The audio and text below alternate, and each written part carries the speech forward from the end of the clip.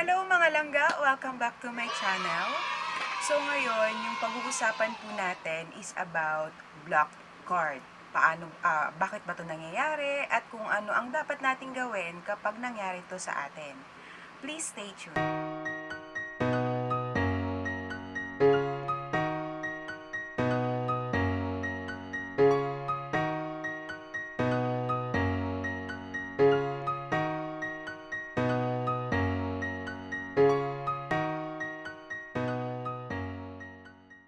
Hello mga langga! Welcome back! So, yun nga po, yung pag-uusapan natin ngayon is about block card. Aside po sa previous video ko na ikaw nag-initiate nung pag-block ng card mo or nagpa-deactivate ng card mo kasi kunwari na-capture ng ATM, ano pa yung possible reason kung bakit mabablock or na-block yung card? Marami po kasi ako ding kliyente hanggang ngayon na na-stress kasi yun, nabablock yung card nila kasi yung reason is the maximum PIN attempts.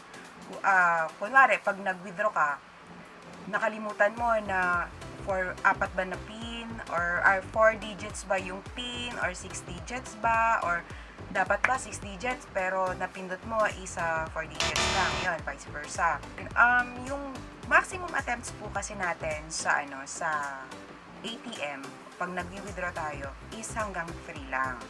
Yung machine po kasi natin, advance yung mag-isip. Kumbaga, matalino siya. So, kunwari, nakatatlo ka na. Hindi siya yung usual na kung ikaw talaga yung may-ari, bakit mo makakalimutan, di ba? So, yun, ina-avoid ng machine natin, kaya ang ginagawa niya, pag naka-maximum 3 attempts ka na, automatically, ibablock mo na. Kasi iniisip niya, baka mamaya, fraud, or nawala mo, or yun nga, may nakakuha ng card mo, tapos hinuhulaan yung PIN.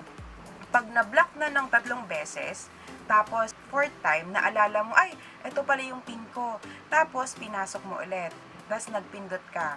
By the time na pinasok mo, tama man o mali yung mapindot mong PIN, ika-capture na nung machine yun. Kakainin niya na. Siguro hindi nga ito yung may-ari, so kukunin ko na.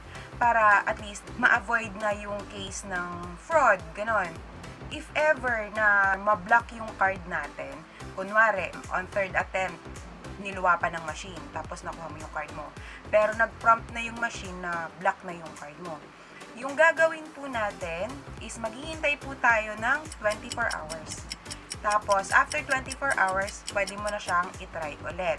Yun, kasi everyday nga, ang hanggang 3 attempts lang. If ever, nag-try ka, tas second attempt, hindi mo pa rin maalala yung PIN mo, wag mo na lang itry ulit. Kasi may ibang machine na kinakapture niya na agad, kahit pang third attempt mo pa lang. Kasi, kumbaga yun na yung max, tapos hindi mo pa rin nahulaan yung PIN mo, tapos kakapture niya na.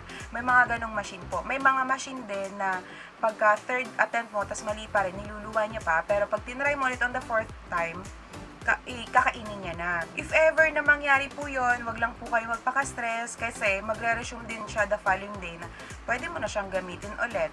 So, wag natin kakalimutan na if ever mag-withdraw tayo, bago po tayo mag-withdraw, i-recall muna natin yung kung ano yung PIN natin.